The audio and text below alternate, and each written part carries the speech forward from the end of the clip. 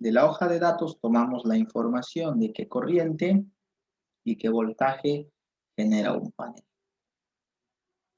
Ahora, ¿cuáles son estos segundo punto importante y tercer punto importante?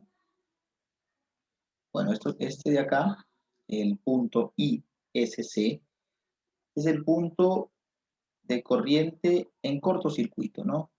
Corriente en cortocircuito. Las siglas SC es de short circuit. Cortocircuito en inglés, ¿no? Por eso es SC. Entonces, este es el dato de cortocircuito. Y VOC es voltaje en circuito abierto. Circuito abierto. O OC, las siglas OC vienen de Open Circuit, ¿no? Por eso es OC, circuito abierto, Open Circuit. Ya. Entonces, el dato ISC y el dato VOC se lo saca ¿de dónde? ¿De dónde, jóvenes? De la hoja de datos. Correcto, del datasheet. De ahí van a sacar la información, ¿no? Igual, el punto de potencia máxima también se lo saca de la hoja de datos.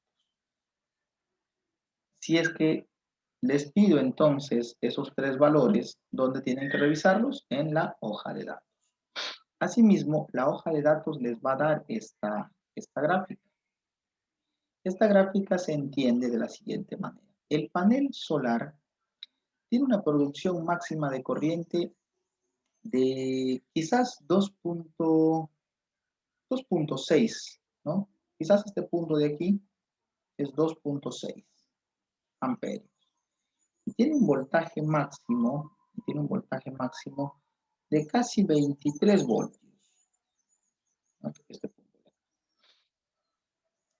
Sin embargo, ninguno de estos valores representa la potencia máxima. Recuerden que la potencia es el resultado de multiplicar voltaje por corriente. Entonces, la potencia es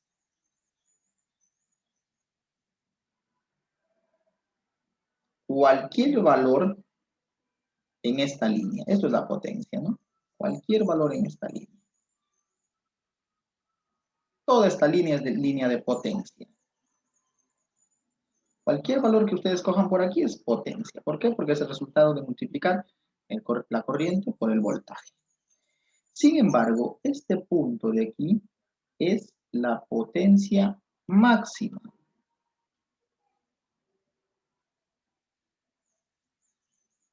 Aquí es donde ustedes consiguen el valor que multiplicando voltaje por corriente es el valor más alto que puedan encontrar.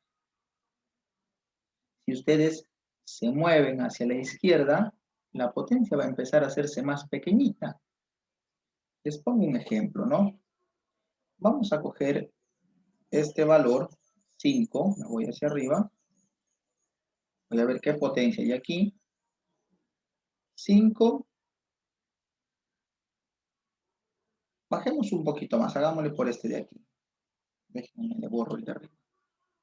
Vamos a tomar, para que ustedes vean que la multiplicación siempre es más pequeña si me muevo a la derecha o si me muevo a la izquierda del punto PMP. Cojo este valor. Entonces aquí la potencia va a ser 5 en voltaje por 2.5. Por favor, ayúdenme con esta multiplicación. 5 por 2, 10. 10, 11, 12, 12.5, ¿no? ¿Sí o no? Sí, Inge. Ya, 12.5 vatios. Ya, ahí tenemos. La potencia, 12.5 vatios. Miren, 12.5. La potencia que se tiene aquí en este punto, que es el punto máximo, también calculémosla. A ver. La potencia es el voltaje, hagámosle una pequeña aproximación. Por aquí es 16, 17, 18, 19 y 20. Ya. Está cerca de 15, 16, está cerca de 17. Hagámosle 17 por 2.5. Por favor, ayúdenme con esa multiplicación. 42.5. 42.5. 42.5, gracias. Ya, miren, esta es la potencia en el punto máximo, ¿no? Ahora, bajemos un poco y calculemos la potencia de aquí, esperen. La calculemos esta potencia. Potencia es igual a voltaje 20 por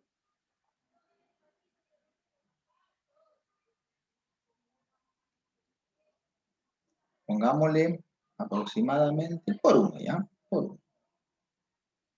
¿Cuánto es la potencia en este punto, en el tercer punto? 20. Ya. Pregunta, jóvenes, ¿dónde está el valor más alto de potencia? ¿12.5, 42.5 o 20?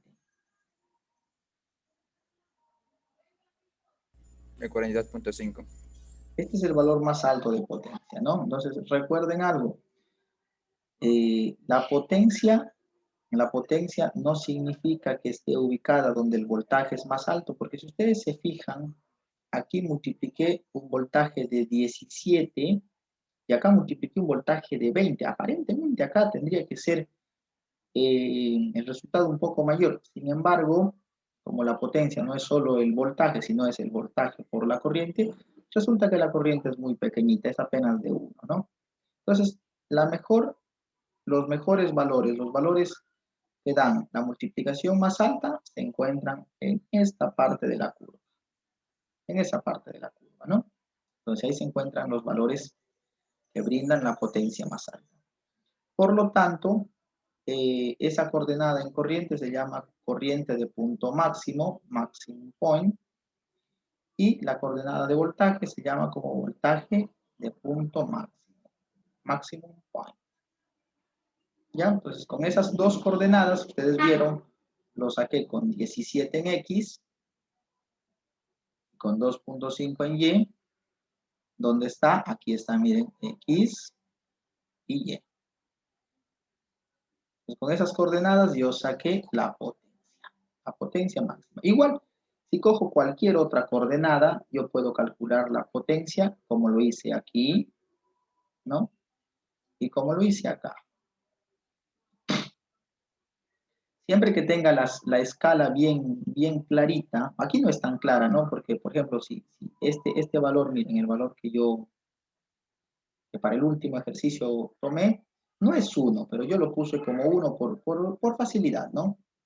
Sino que no es 1, sino aquí podríamos estar metidos podríamos decir que fue un 0,9, o alguien podría decir, no, es un 0,8. Entonces, mientras tengamos bien clara la, los, las coordenadas, mientras tengamos bien claras las escalas, podemos encontrar los valores de potencia.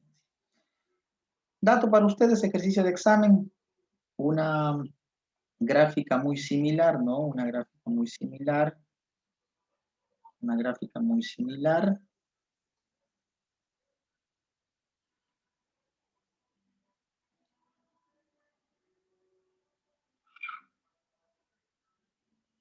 Una gráfica muy similar.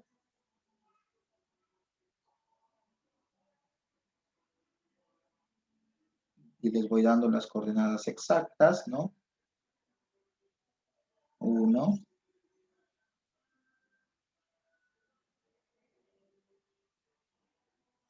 5,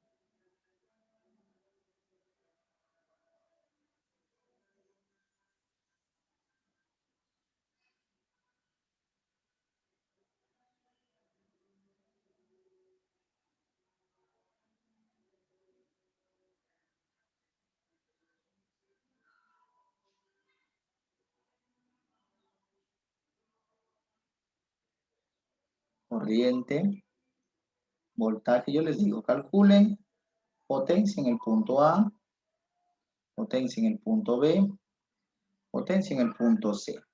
¿Ya? Calculen esas tres potencias, les puedo pedir. Entonces, ustedes rápidamente saben que la potencia es el resultado del voltaje por la intensidad, ¿no? Además de eso, ustedes saben que el voltaje está en la coordenada X y la intensidad está en la coordenada Y, así que solamente tienen que multiplicar las coordenadas, ¿no? Por ejemplo, el caso de potencia A sería 1, potencia A, 1 por 2, ¿ya? Igual a 2. El caso de potencia B sería 5 por 2.5. Entonces habíamos sacado 12.5.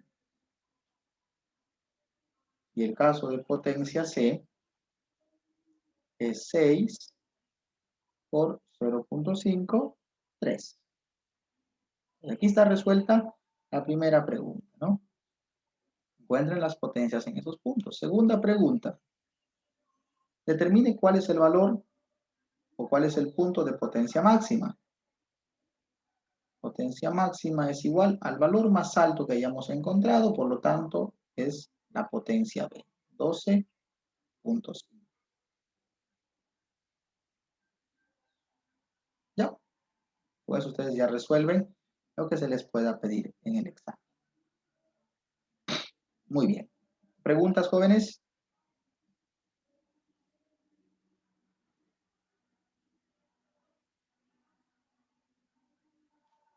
Listo. Ahora, atenti con algo, ¿no? Quiero que vean esta gráfica de aquí.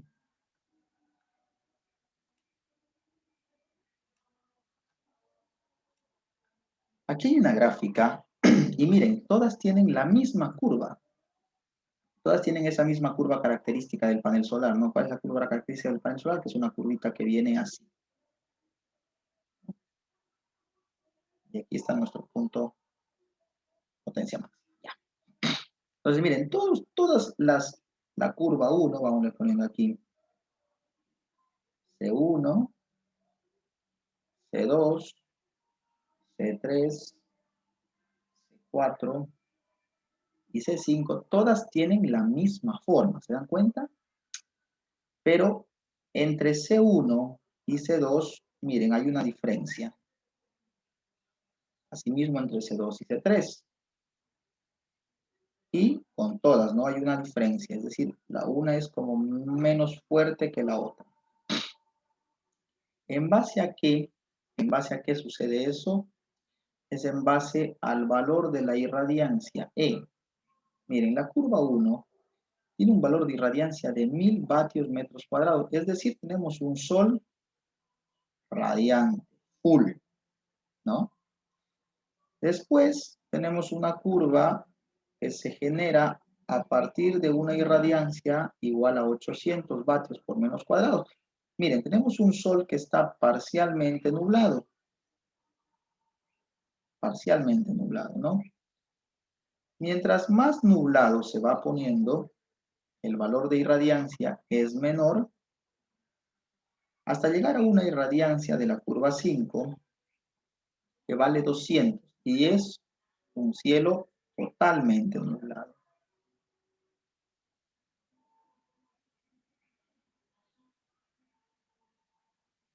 Acá es soleado, ¿no? Despejadísimo. Entonces, miren, estas son las condiciones atmosféricas, ¿no?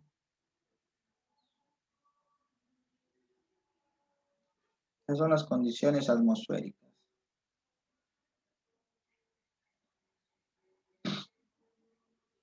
Y en función de las condiciones atmosféricas, yo estoy teniendo los valores de irradiancia. Pues acá vamos a ponerles el detalle para que ustedes no se olviden, ¿no? La condición atmosférica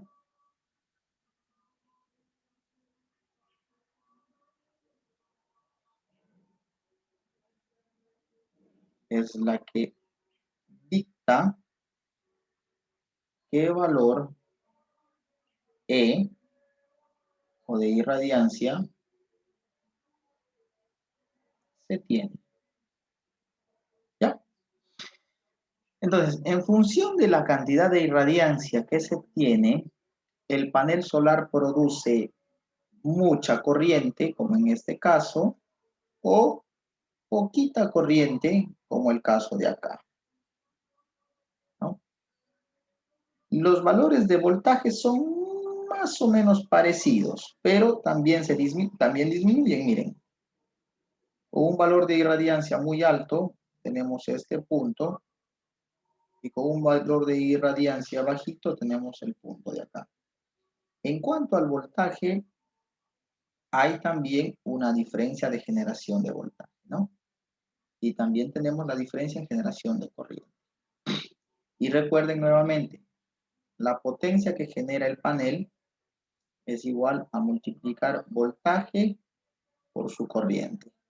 Así que si tengo valores pequeñitos de corriente y de voltaje, lo que voy a tener son valores pequeñitos de potencia. Por eso se va trazando esta curva.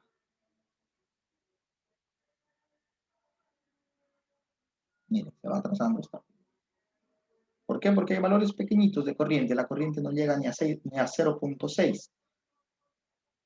Si por el contrario tenemos un día muy soleado, fuerte sol, la corriente miren cómo se dispara y sube, ¿no? La corriente se dispara y sube, llega hasta valores de 3 amperios, fuerte sol. Pues acá yo voy a tener resultados de una multiplicación, valores de potencia más grandes. Por esa razón, una curva es más alta que las demás, ¿no? Todo depende de los valores de irradiancia con los que se tiene, que se está generando en ese día. Muy bien. ¿Preguntas, por favor, en esta curvita?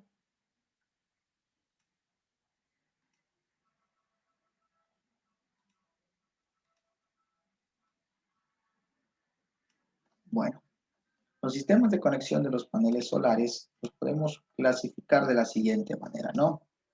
Sistema directamente acoplado, tenemos el panel solar y tenemos la carga, ¿no? La carga, pues, es un motor DC directo. Sistemas autorregulados, tenemos el panel solar, una batería y la carga. Lo interesante de este sistema, ustedes ya se van dando cuenta, es que todo está en DC.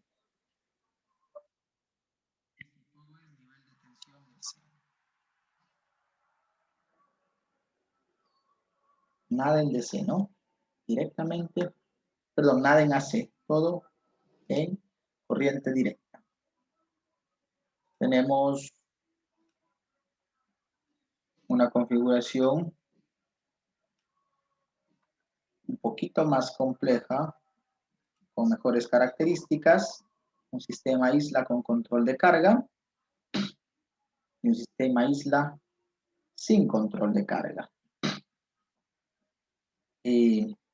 Este sistema isla con control de carga, lo que va a ingresar, o el elemento que se agrega, justamente este controlador de carga. El controlador de carga es un elemento que distribuye la energía, según las necesidades, ¿no? Le da prioridad a ciertos elementos, y cuando estos elementos estén desactivados, es decir, cuando se hayan apagado, en ese momento la energía que está recibiendo la pasa a la batería, ¿no? Entonces, prioriza qué va a energizar. Es como un ejemplo muy sencillo, ¿no? Están en clases virtuales conectados con un panel solar. Lo que quieren es energía para su dispositivo, sea la computadora, sea la tablet o sea el celular. O sea, necesitan energía ahí, ya. Entonces el controlador de carga lo que va a hacer es suministrar energía primero a su prioridad máxima. Segundo, algún otro elemento. Y tercero, a cargar la batería, ¿no? Un sistema isla sin control de carga, un sistema isla sin control de carga es aquel que con el controlador de carga igualmente lo tenemos conectado a la batería y todas las cargas, miren, todas las cargas salen desde la batería. Todas las cargas salen desde la batería. ¿Qué garantiza el sistema isla sin control de carga? Lo que garantiza esto es tener un nivel de voltaje, pongamos un nivel de voltaje DC fijo, ¿no? No vamos a tener fluctuaciones. Aquí no hay fluctuaciones. Acá, ojo, acá sí puede haber fluctuaciones porque en un momento el día puede estar muy soleado y al siguiente se me nubló. Entonces ya no voy a tener la misma gráfica de potencia, ¿no? Ya no voy a tener la misma gráfica de potencia en rojo, la curva 1, sino voy a tener una curva 3, por ejemplo. Obviamente con la curva 3 la potencia, miren cómo baja, ¿no? La potencia, que es este punto que está aquí, miren cómo baja en relación a la del día muy soleado. Entonces acá yo voy a tener, en esta configuración voy a tener niveles de voltaje que pueden estar fluctuando en función de la cantidad de energía que tiene el panel. El sistema sin control de carga, ese me entrega un nivel de voltaje de ese fijo, que es el de la batería, ¿no? Que son los 12 voltios que la batería me da. 12 voltios que la batería me da. El nivel sin control de carga tiene la batería como un sistema de respaldo, ¿no? El rato en que llegue la noche o se vaya completamente el sol, esta batería le da energía al sistema.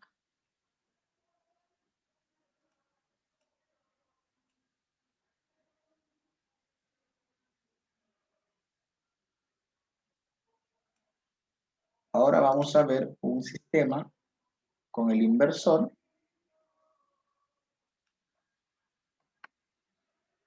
Este ya entrega, aquí es importante mencionar que este ya les va a dar a ustedes energía AC, ¿no? Se entrega energía AC a las cargas. Miren, la misma configuración similar a las que ya hemos venido viendo. Acá, lo que sale de la batería se va al inversor, que es el elemento que va a convertir lo de C en AC. Entonces aquí tenemos un inversor de C a C. Y ya tenemos nosotros después de eso el panel de distribución en AC. Estos son los breakers, ¿no? Son los breakers. La caja de breakers que se conoce regularmente. Ahí sí ya podemos conectar pues nuestra televisión a 110, podemos conectar la licuadora, cualquier elemento que tenga ese nivel de tensión. Finalmente, ¿cómo se ve la distribución de paneles ubicados? Miren, cuando hablábamos del área necesaria, se refiere a este espacio, ¿no? Cuando decíamos qué área necesita para instalar los paneles y conseguir 10.500 watts, este es el área, ¿no?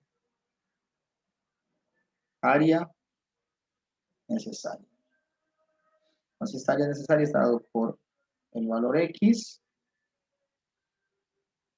y un valor Y. Ahí está el área. Miren, todos los paneles están conectados entre sí y van a un sistema que combina o que recoge esta energía y lo lleva hasta un regulador de carga, ¿no? El regulador de carga, que es el elemento que les he estado mostrando. Este sistema de regulador de carga subdivide Primero para el banco de baterías, para las baterías, subdividen al inversor y con el inversor pues a la casa, ¿no? Ya entra a la casa. Observen, aquí las líneas están azules, aquí en la casa ya se tiene una línea roja porque esto es AC, ya se convirtió. Y asimismo este regulador subdivide una tercera ramificación a las cargas en DC.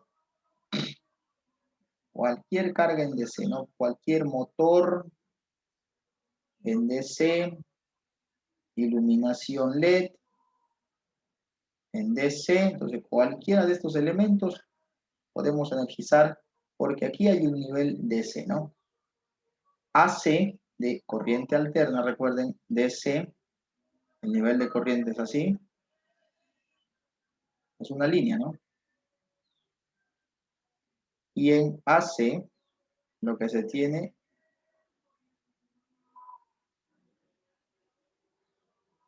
es una onda sinusoidal, ¿no?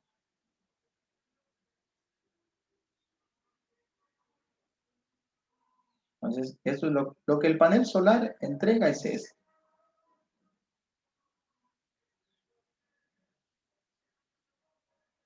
Con la ayuda del inversor se consigue lo de acá.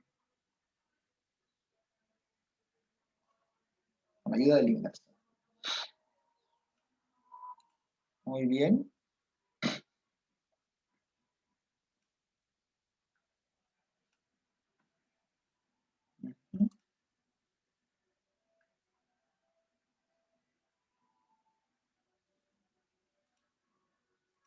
Existe dentro del desarrollo de energías renovables una premisa o una idea que se llama generación Smart Grid.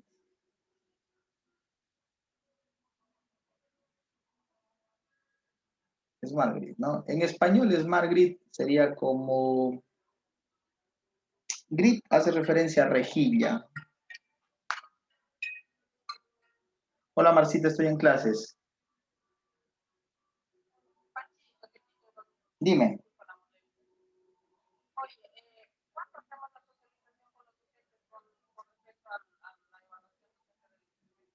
En el acta ponle próxima semana.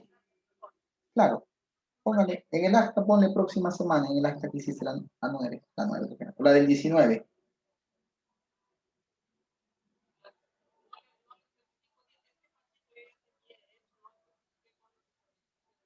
Ponle solo la semana nomás, dile. La primera semana del mes de marzo. Claro, ya con eso ya le entramos a socialización. Bueno, Marcita. Sí, sí, sí. ¿Me envías ya? Chao. Bueno, gracias más. Mil disculpas. Entonces, este sistema Smart Grid, que en español sería como rejillas inteligentes, ¿no? Algo así sería rejillas inteligentes.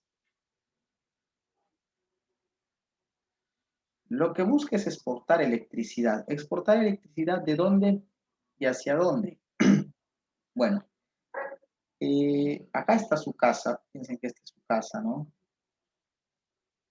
En su caso, ustedes tienen colocado un sistema de paneles solares que todo el día está trabajando. Aparte del sistema de panel solar, pues ustedes tienen la energía que cogen directamente desde la línea energizada nacional. Ya.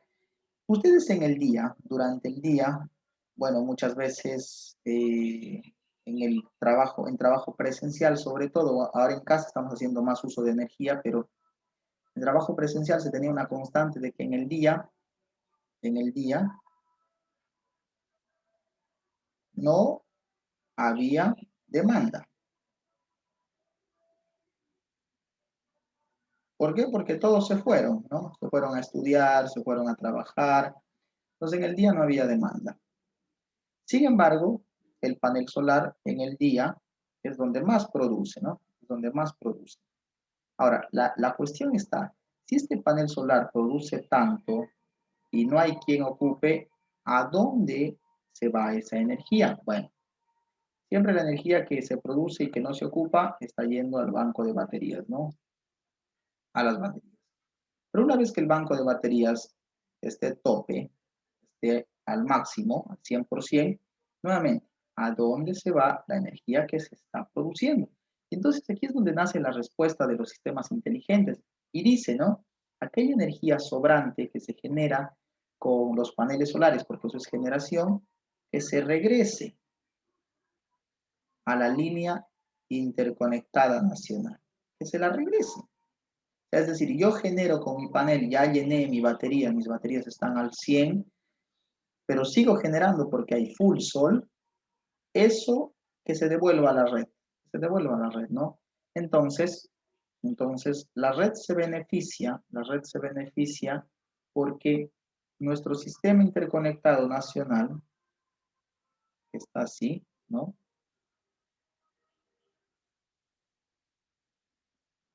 Toma energía, toma energía de grandes generadores que son propulsados por proyectos hidroeléctricos como el Coca-Codo Sinclair, ¿no? Entonces toma energía de ahí, de la fuerza del agua, y es lo que está dando, ¿no? Pero al tener nuestros sistemas Smart Grid, cada casita, cada casita se convierte en un generador y también le da energía. También le da energía, ¿no? Pregunta, ¿y toda esta energía que se le entrega, a dónde va? Resulta que productores, industria, el comercio, en el día trabajan mucho y es en donde se requiere tener un constante flujo de energía. Y eh, esa energía que se produce de manera aislada, de manera inteligente, finalmente puede ser utilizada por estos consumidores, ¿no? Por la industria. ¿Cuáles son las ventajas para la industria? Pues que ellos tienen sus necesidades de energía satisfechas, es decir, tienen energía para votar. ¿Y cuál es la ventaja para nosotros en casa? Es que se entrega al sistema interconectado nacional y se nos descuenta de nuestras facturas, descuento del consumo. Recuerden que los medidores en el Ecuador tarifan el consumo, ¿no? Si yo prendo un foco, si yo prendo dos focos o si yo prendo 10 focos, nuestros medidores empiezan a correr más rápido. ¿Por qué? Porque hay más consumo.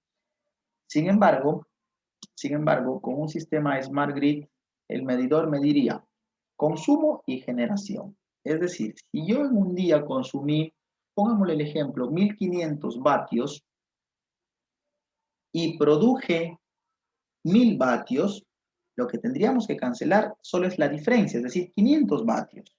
Entonces, ese es el objetivo de los sistemas Smart Grid o el beneficio para las personas que colocamos los paneles y que mandamos la energía sobrante a la red. Poder descontar de lo que hemos consumido con el valor que se ha producido. Nuevamente, ¿no? Si yo consumí 1000 vatios y producí, producí 800 vatios, lo que tendría que pagarle al Estado Nacional sería la diferencia, es decir, 200 vatios. Ahora piensen en el caso de alguien que consume 1000 vatios, pero produce 2000. El Estado estaría en la obligación de cancelarle esa diferencia.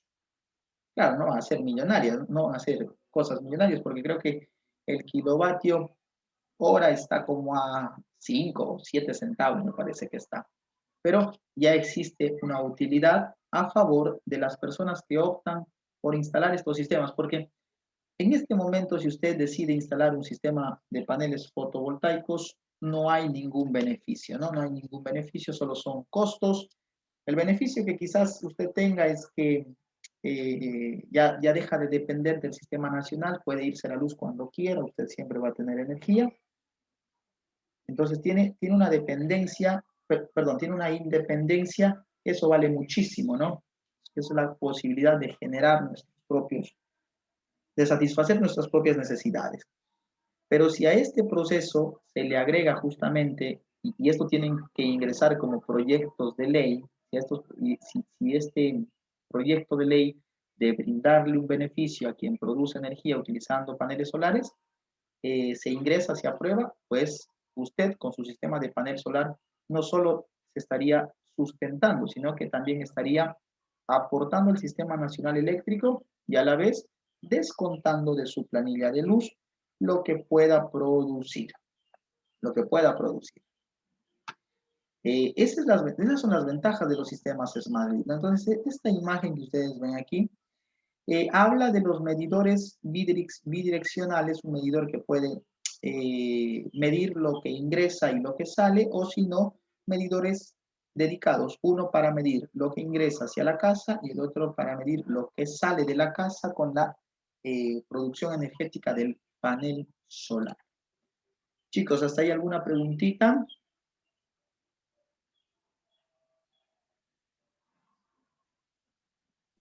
No, Inge. Bueno, chévere. Finalmente, los paneles solares son sistemas que se pueden conectar como las baterías. ¿Se acuerdan cómo se podían conectar las baterías?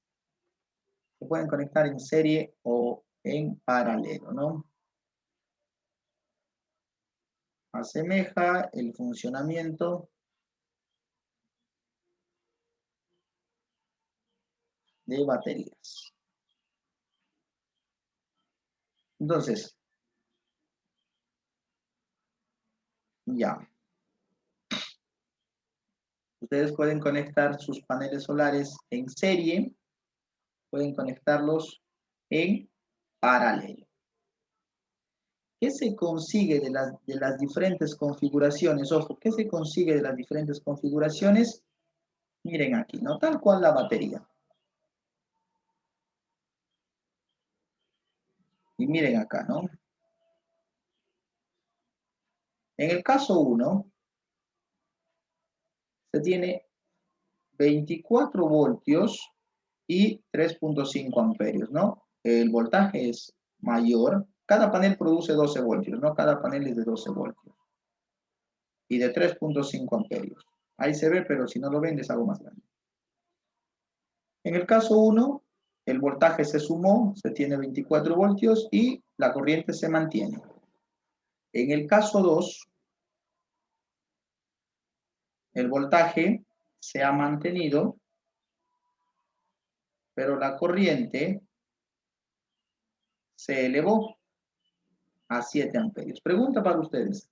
El caso 1, ¿qué configuración es? ¿Serie o paralelo? Pregunta de examen, ¿no? Serie. Serie, Inge. Serie. El caso 2, por lo tanto, es paralelo.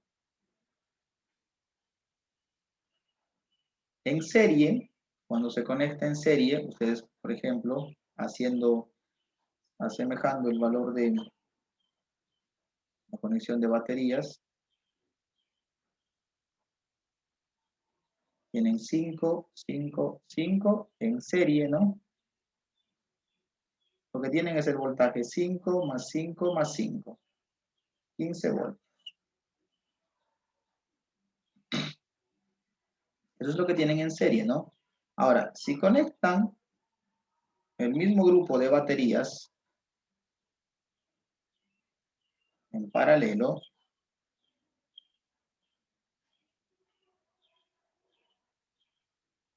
el voltaje que van a tener acá es 5 mismo. Pero ¿qué aumenta aquí? ¿Qué aumenta aquí? La corriente aumenta. Acá la corriente es la misma. O sea, cautelosos con eso, ¿no? Eso ustedes lo revisaron en electrotecnia, pero para que refuercen, pues aquí están los ejemplos. Ahí están los ejemplos, ¿no? La figura 3 me muestra un sistema de 24 voltios a 7 amperios. ¿Qué es este sistema? ¿En serie o paralelo?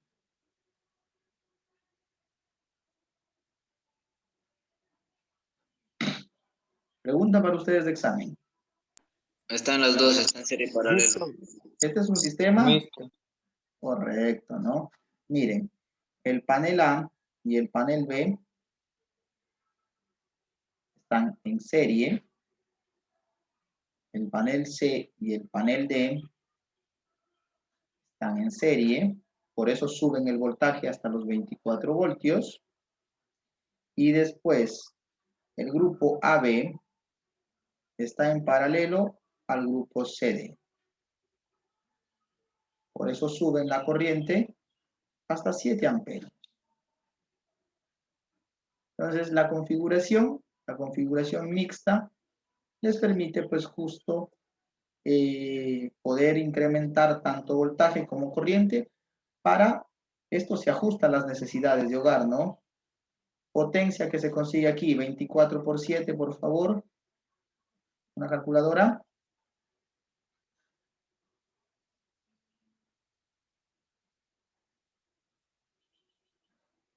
168. 168 vatios, miren. Y si solo lo trabajamos en serie, por favor, una calculadora, potencia, 24 por 3.5, ¿cuánto es? 84.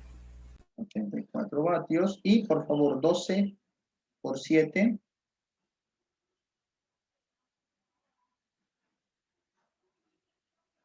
84. 84. Ya miren. Lo que se limita a trabajar, ¿no? Obviamente son solo dos paneles. Lo que nos limitamos a trabajar con 84, con 4 paneles, hemos podido aumentar voltaje y corriente para llegar hasta los 168 vatios. Obviamente tenemos más paneles, ¿no? Tenemos más paneles. Pero hemos podido elevar la corriente muy significativamente. Recuerde de electrotecnia usted que el valor de trabajo que tiene la energía eléctrica justamente es el componente de corriente, ¿no? El componente de corriente determina el valor de trabajo. No es lo mismo tener una potencia, por ejemplo, de 120 voltios por 1 amperio. Esto me da 120 vatios. A decir, tengo una potencia de 120 voltios con 5 amperios. Aquí, 5 por 0, 5, 5 por 2, 10, 5 por 1, 5, 6. Miren cómo se incrementó la potencia muy significativamente al tener una corriente más alta, ¿no? Recuerden nuevamente, el valor de trabajo de la energía está dado por la corriente. Niveles de voltaje altos sin una corriente importante no sirven de nada. No sirven de nada. Niveles de voltaje bajos con una corriente importante, pues pueden arrancar un vehículo, ¿no? Un vehículo tiene una batería de 12 voltios. Una batería que cuando el vehículo arranca genera corrientes de hasta 120 amperios. Pues imagínense la potencia que se logra. Entonces la corriente es en realidad el elemento que va a determinar qué capacidad de trabajo se tiene con nuestro sistema eléctrico. Se busca tener una corriente alta, siempre se busca tener una corriente alta para poder conectar la mayor cantidad de dispositivos, ¿no? Recuerde que la corriente en los sistemas en paralelo, que es como se conectan casi todas las casas, la corriente se divide. Entonces, si tenemos una corriente muy pequeñita, ya la división de los valores de corriente hará que a los elementos a energizar les llegue todavía menos corriente. Así que muchachones, recuerden siempre eso, ¿no? El valor de trabajo de la energía eléctrica está siempre de la mano del dato de corriente.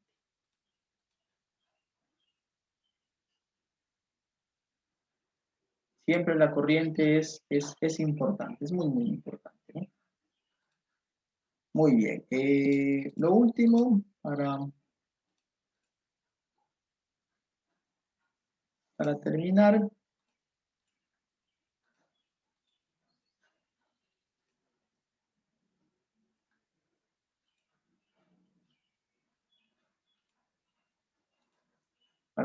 les voy a pasar las baterías, ¿no? No, ese no era. Para cerrar esto, baterías en sistemas de energía eléctrica. Tenemos las baterías plomo ácido, líquido venteado y selladas, alcalinas, níquel cadmio y níquel hierro, ¿no? Son las baterías que se ocupan. Las baterías que no se recomiendan, son las baterías de automóviles, porque las baterías de automóviles no son baterías de ciclo profundo, ¿no? No se recomienda utilizar una batería de automóvil, no sirve. Son baterías que van a permitir, la batería de automóvil lo que hace es entregar gran cantidad de energía, pero en un momento muy pequeñito, que es durante el arranque del vehículo. Y lo que se quiere en un sistema de paneles fotovoltaicos es entregar una cantidad de energía importante, pero durante un tiempo considerable. Esas son baterías de ciclo profundo. ¿Ya?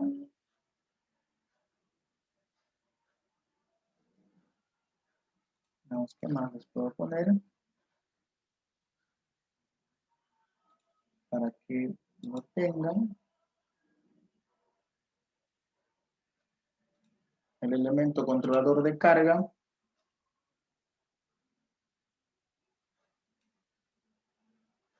El elemento controlador de carga también para que lo tengan ahí. El controlador de carga evita que la batería se sobrecargue. El controlador de carga tiene las siguientes funciones principales, ¿no? Bueno, jóvenes, revisar por favor la documentación. El esquema de conexión para ustedes que por si acaso quieran empezar a trabajar en algún proyecto con energía fotovoltaica, pues ahí les queda un breve detalle, ¿no?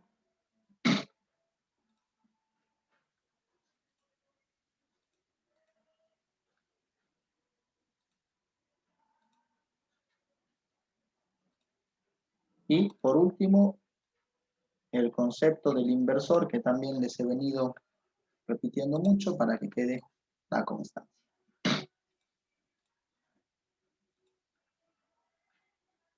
Muy bien, jóvenes. Con eso cerramos nuestra cátedra de Industria y Medio Ambiente, deseándoles los mejores éxitos en el examen. Nos estamos viendo el día miércoles. Jóvenes, ¿alguna pregunta que tengan? Revisen por favor la documentación que siempre les he entregado.